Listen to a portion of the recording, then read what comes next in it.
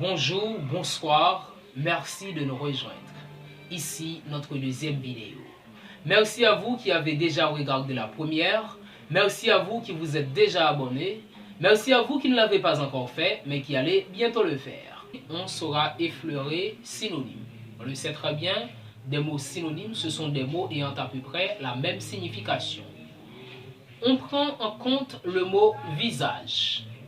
Visage a plusieurs synonymes. Par exemple, face, figure, frimousse. Frimousse, ça se dit pour le visage d'un enfant. Dans le langage populaire ou familier, on parle de tronche. Alors le mot tronche s'utilise aussi pour parler de tête dans le langage familier. Il y a aussi minois. On emploie le mot minois pour désigner le visage d'un enfant, d'une jeune fille ou encore d'une jeune femme. Un autre mot, compétence. Quand ça désigne la fonction attribuée par la loi à une personne publique ou à une autorité publique, on a ces synonymes. Ressort, autorité, pouvoir.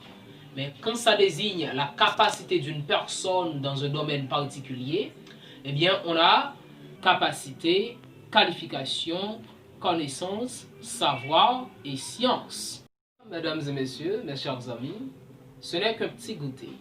Alors ici je dis un petit goûter, mais on le sait très bien, généralement on rencontre le mot goûter en tant que verbe. Mais ici je l'emploie comme un nom. Dès que ça arrive, on dit que c'est un verbe qui est pris nominalement ou substantivement.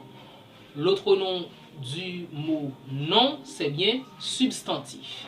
Eh bien, on peut dire ici qu'il s'agit d'un verbe nominalisé ou substantivé. Par exemple, si l'on se réfère à Philippiens chapitre 2 au verset 13, on lit ceci.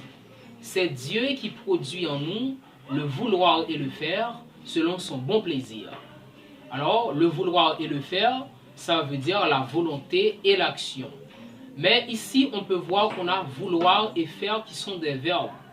Mais ici, le fait que l'on place des déterminants devant ces verbes, ça devient un nom. Ça prend le sens d'un nom. C'est pourquoi ici, on peut dire que vouloir et faire, ce sont des verbes nominalisés ou substantivés. Quand la vie nous tend ses bras et nous pique comme un temps, on attend tant que tout se fasse à temps. Tout ça pour vous annoncer qu'on va mettre le cap sur les homonymes. Les homonymes, c'est justement pour la troisième vidéo. Accrochez-vous bien, vous allez suivre de très bons éléments. C'est un plaisir de vous avoir comme auditeur et auditrice, comme public avisé. Continuez à me suivre et n'oubliez pas de vous abonner à la chaîne. Wamonson Paraison. Accrochez-vous bien, de prochaines vidéos vont arriver et ça va bouger.